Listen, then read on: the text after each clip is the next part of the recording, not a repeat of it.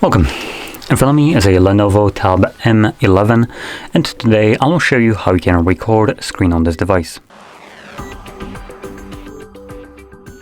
So to get started, you want to pull down your toggles by swiping down from the top of your screen, like so, and this will reveal a bunch of different toggles. Here we're looking for a screen recording.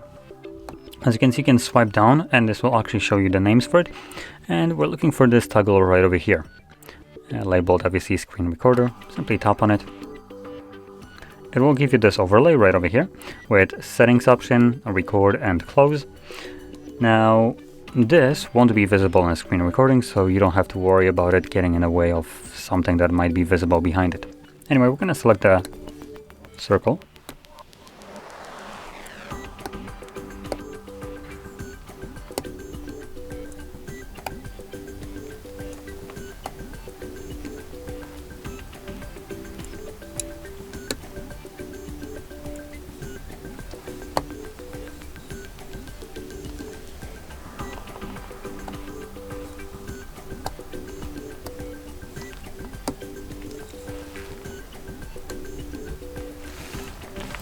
Once you click on the square right there to stop the recording, it will automatically save it to your Photos application. So I'll open that up just so I can show you this.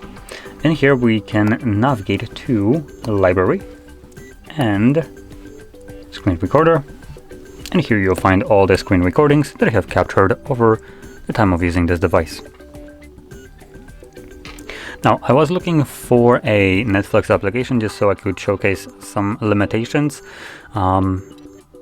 Because Android does have some kind of security feature, using this security very loosely right here because it's not really used for that purpose for the most part.